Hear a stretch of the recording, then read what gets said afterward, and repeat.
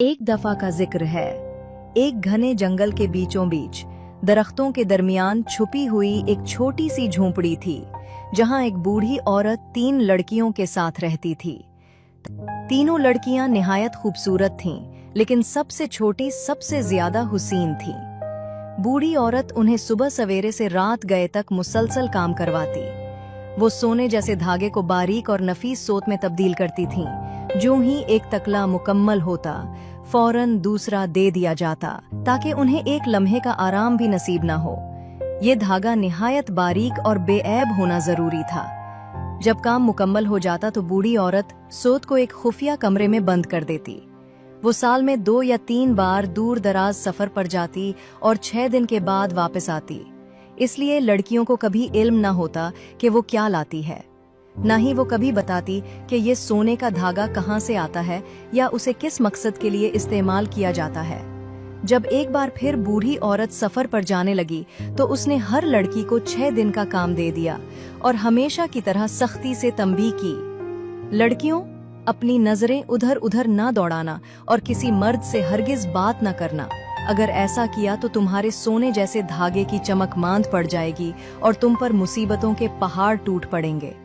जब बूढ़ी चुड़ैल चली गई तो लड़कियां हंसने लगीं और आपस में कहने लगीं कि भला उनके धागे की चमक कैसे खत्म हो सकती है और वो किसी मर्द से मिलेगी भी कैसे, जबकि वो जंगल के बीच ऐसी तन्हा जगह पर रहती हैं। बूढ़ी औरत के जाने के तीसरे दिन एक नौजवान शहजादा जो शिकार के लिए जंगल में आया हुआ था, अपने साथियों से बिछड़ गया और रास्ता भटक गया।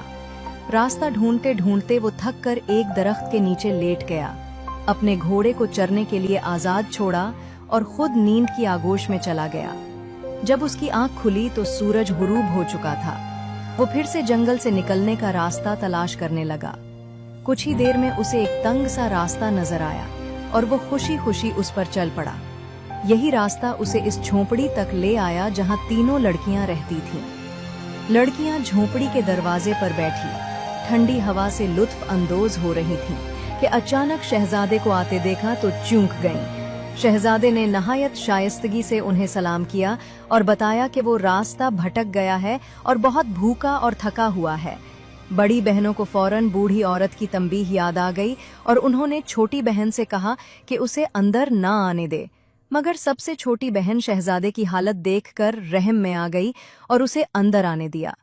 उसने उसे खाना दिया और शहजादे की दिलकश बातों में खोकर वो बूढ़ी औरत की तंबीह भूल गई और घंटों उसके साथ बातें करती रही।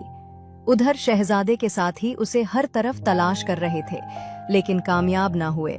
उन्होंने बादशाह को उसके गुम होने की खबर भिजवाई। बादशाह ने फौरन सिपाहियों का एक दस्ता रवाना किया। 3 दिन की तलाश के बाद वो आखिरकार इस झोंपड़ी तक पहुंच गए। शहजादा जाने से पहले सबसे छोटी लड़की से वादा करके गया कि वो वापस आएगा और उसे अपनी दुल्हन बनाएगा।